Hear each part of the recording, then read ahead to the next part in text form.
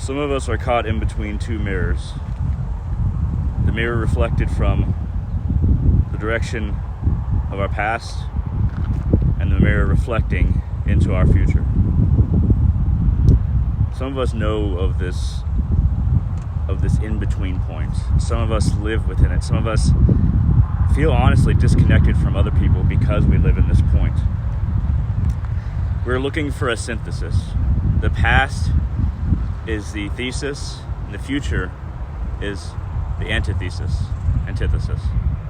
Right in between is the synthesis, trying to resolve the past with where we are going in the future. This is also true with our magical and spiritual journeys, because our magical and spiritual journeys, most people don't know about them yet. Most people are kind of deadened to their spiritual nature. So we're stuck in between two pieces of glass, two pieces of mirror, and we're trying to tell everyone else that's not in this void of both perception and understanding and separation, ironically, trying to tell people on both sides that we can find a middle path. Now, that doesn't mean everybody's going to exist in that middle path as we do. People that are kind of stuck in between that one thesis and the antithesis. Because there's always that line is always moving. But our job is to speak to both sides of that line. See if we can allow people to bridge that gap. To realize that gap doesn't need to be there. Human beings are funny things. We want definition, and we cling to definition. Now, I've always hated saying I am this or I am that. This is why I'm struggling to explain it to you. Because in reality, I don't view myself as one thing. I don't even view myself as a totality of things, a combination of things.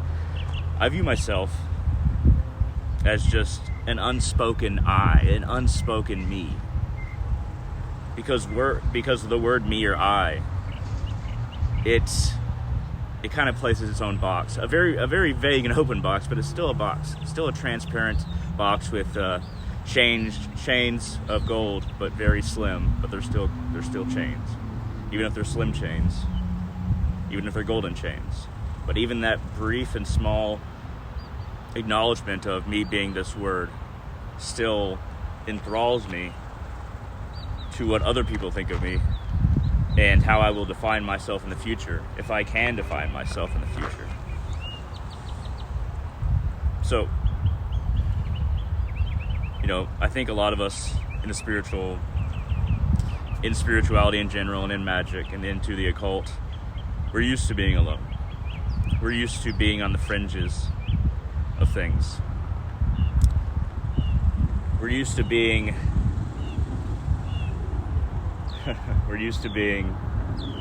surrounded by graves of spiritual paths gone wrong,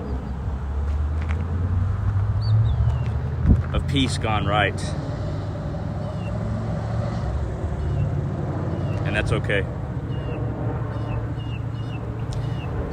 Anyway, it's just a thought, but I think one of the reasons why I like coming to graveyards is because it reminds me not to waste this one opportunity of being who I am, that unspoken who, that unspoken me, that unspoken I. I clothe myself in black a lot of the time. Most of my clothes are black because it has all colors in it. It's not that I am part of the dark side. Black has all the colors in it.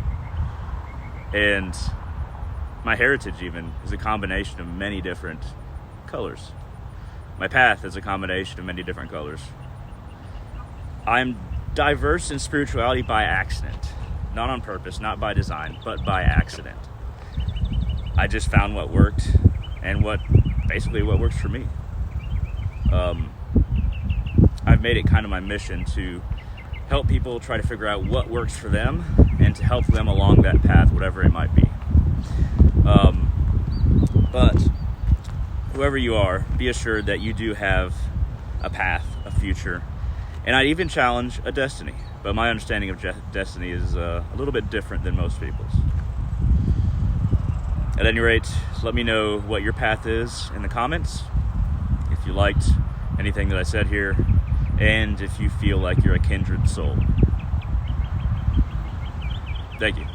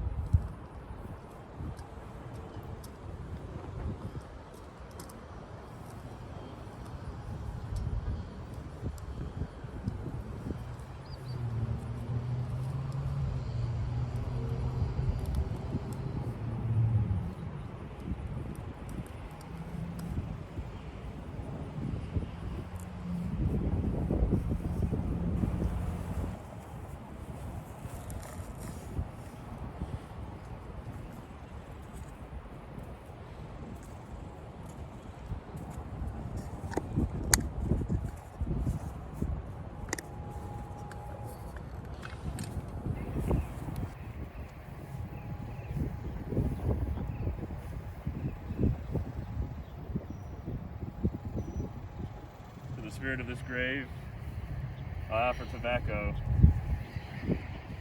as I have taken a little bit of dirt from you. Thank you for your gift, and I give you this gift. One gift for one gift.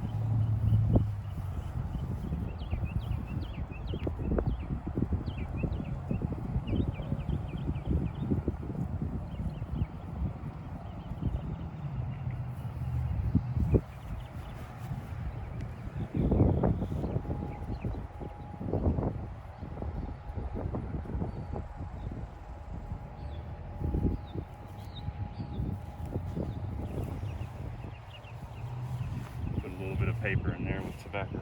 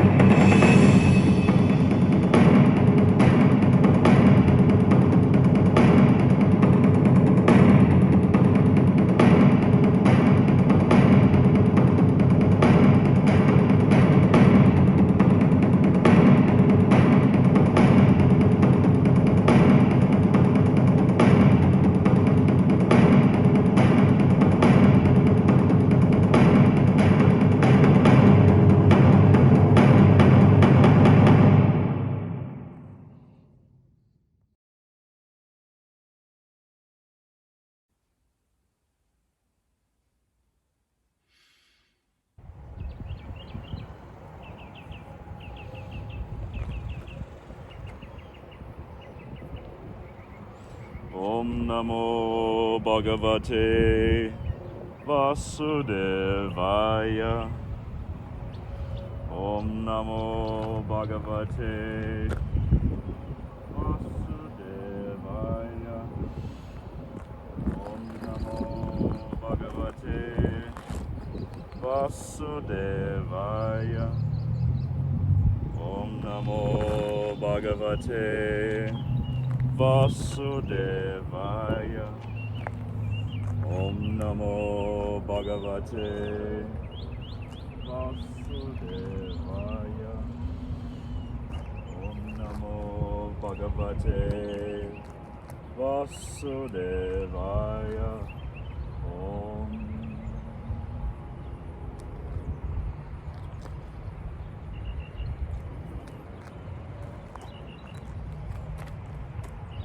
Om Namo Bhagavate Vasudevaya. Om Namo.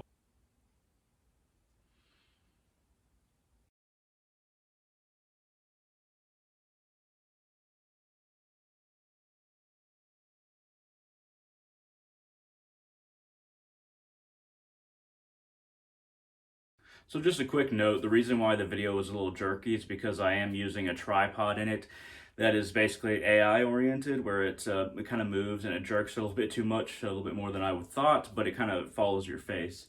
And what I did burn in the background, you saw me burning, kind of translucent. It was white sage.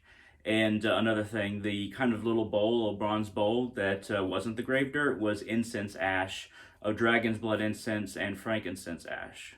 So everyone, you saw my process of gathering grave dirt, along with a little bit of speech about why I go to graveyards. So I didn't include that, of course, I work with the dead. More what drew me to them originally was that those contemplations that I mentioned.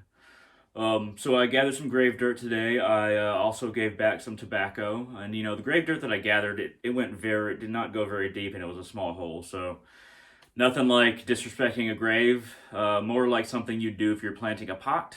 And that's why I sprinkled some tobacco in it as an offering back to the spirit, as to not disrespect it. And, even in that graveyard that day, I did another offering and walked around quite a bit with my friend. But I used quite a bit of dragon's blood oil and quite a bit of crown of success oil. And you don't have to use that much of either one. I should have added more water, but I also wanted it to remain very thick. So I think I kind of succeeded in that. But I did roughly draw in my head Ansul's both ways. Also, the arrow, which kind of is it's Tewaz, associated with Tewaz, but really the arrow, the spiritual warrior, and warrior in general. I hope you found this interesting. I hope that maybe I gave you some practices you might want to do in the future. I'm actually going to do another ritual with that some of that grave dirt. I tend to gather it in velvet bags or boxes. But at any rate, if you have any questions, comments, concerns, feel free to ask in the comment section below. I am wearing a Papa Legba Veve t-shirt, as well as a Papa Legba Veve bronze pendant. I work with him, very close with him. The main Loa I am close with. But this ritual is very much all-encompassing, that you can use in a variety of different traditions. What I have on my head, it feels very powerful. It feels like there's this focus point of energy that's kind of drawing into itself, but also this kind of like focused energy, not burning, not bad, but just like this very intensity in that one spot. So it definitely works. I've done stuff like this before, but not exactly with the same oils. At any rate, I hope that you enjoyed this. I hope that it helped you, and I'll see all of you on the channel in the future.